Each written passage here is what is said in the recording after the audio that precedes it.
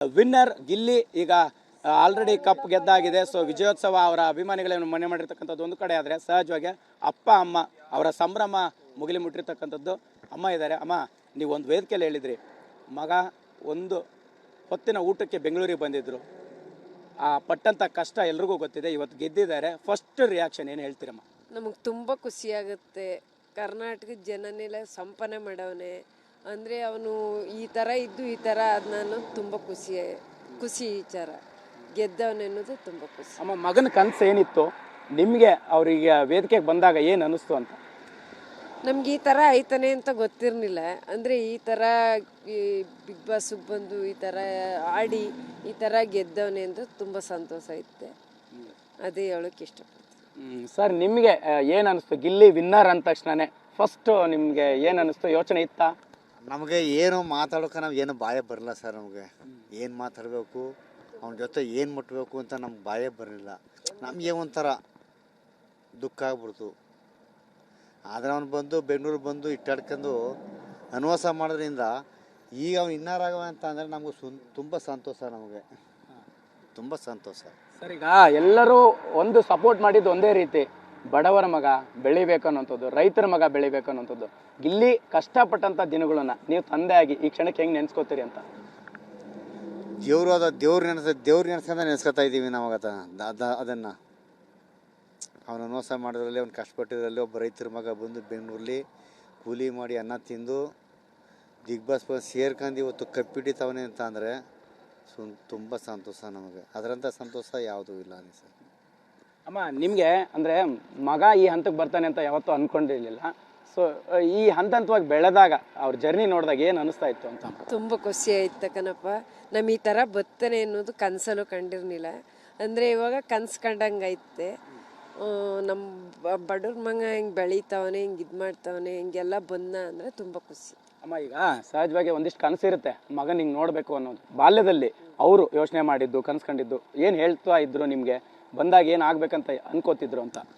ಅವನು ಈ ಥರ ಎಲ್ಲ ಆಯ್ತೀನಿ ಅಂತ ಹೇಳ್ತಾ ಇದ್ನ.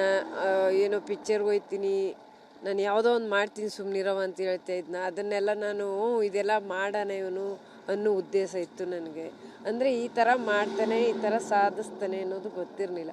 ಇವಾಗ ಅದನ್ನ ನೋಡ್ಬಿಟ್ಟು ತುಂಬ ಖುಷಿ ಆಯ್ತಾನೆ. ಸರ್, ಗಿಲ್ಲಿ ಅವರು ಒಂದ್ಸರಿ ಹೇಳ್ತಾ ಇದ್ರು, ಅಂದರೆ ಒಂದು ಪ್ರೋಗ್ರಾಮಿಗೆ ಕರೆದಾಗ 10,000 ರೂಪಾಯಿ ಸಂಭಾವನೆ ಕೊಡ್ತಾರೆ ಅಂದಾಗಲೇ ದೊಡ್ಡದಾಗಿತ್ತು ಅನ್ನೋಂಥ ರೀತಿಯಲ್ಲಿ 50 ಲಕ್ಷ ಗೆದ್ದಿದ್ದಾರೆ.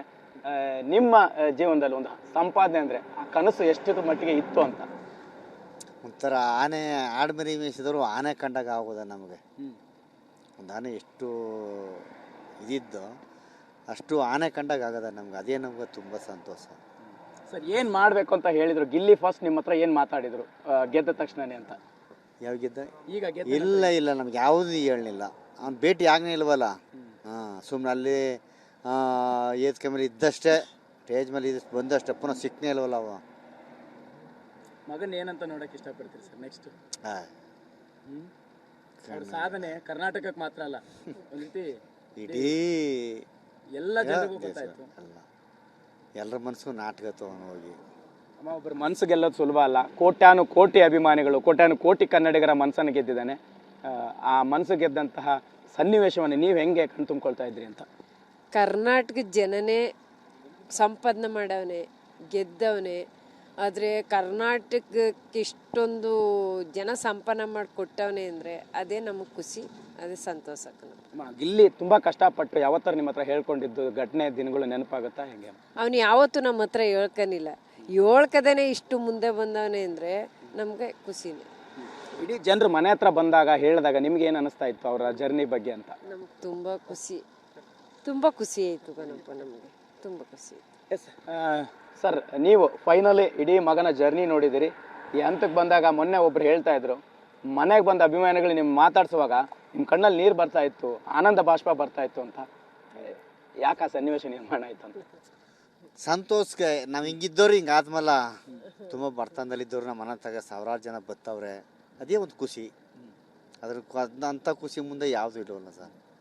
ಕೆಲವು ಸನ್ನಿವೇಶದಲ್ಲಿ ಗಿಲ್ಲಿ ಹಾಗೆ ಹೀಗೆ ಶ್ರೀಮಂತರು ಬಡವರಲ್ಲ, ರೈತರ ಮಗ, ಈ ರೀತಿಯ ಚರ್ಚೆಗಳು ಶುರುವಾದಾಗ ನಿಮ್ಗೆ ಹೇಗೆ ಅನಿಸ್ತಾ ಇತ್ತು ಅವಾಗ?